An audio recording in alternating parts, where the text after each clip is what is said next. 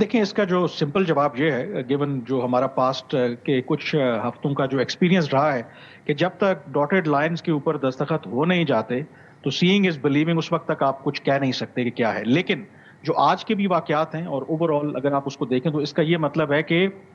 جو مرضی عزائم جس مرضی کی ہوں، لیکن فی الحال جو فریقین ہیں خاص کر کے اسرائیل کو مائنس کریں، امریکہ اور ایران دوبارہ جنگ کی طرف واپس نہیں جانا چاہتے. اور اسی لیے جو عادل نجم صاحب نے بھی کہا اور میری بات کو وہ انڈورس کر رہے تھے کہ اسرائیل نے پرووک کرنے کی کوشش کی، اور جو ایران کی طرف سے آج جو بھی اقدامات لیے گئے وہ صرف یہ تھا کہ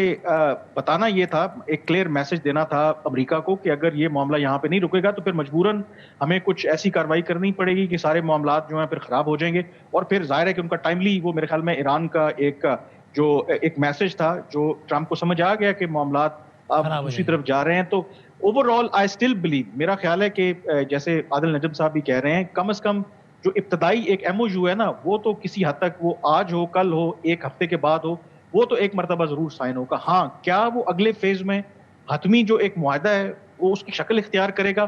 اس پر میرے خیال میں ابھی بھی بہت سے سوالات ہیں. اور one quick comment, I think جو ایران کی انٹرنل پالیٹکس ہے اس پر بھی فوکس کریں. ایک جو وجہ ہے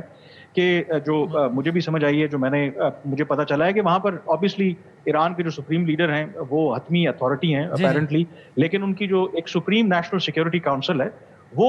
بھی فیصلہ کرتی، یعنی کہ انڈورسمنٹ لینی ہوتی ہے. عام طور پر کہا یہ جاتا ہے کہ وہ میجورٹی کے ساتھ فیصلے لیتی ہے، لیکن جو میری اطلاع اوول رپورٹس کے جی وہ جو رپورٹ کریں، یہ بڑا امپورٹنٹ پوائنٹ ہے. اس میں جو ایران کے سپریم لیڈر نے یہ کہا ہے کہ تمام کی تمام جو نیشنل سیکیورٹی کاؤنسل کے ممبران ہیں ان کی انڈورسمنٹ چاہیے، یعنی کہ میجورٹی کا نہیں بلکہ کنسنسس کے ساتھ یہ ہم نے فیصلہ کرنا ہے.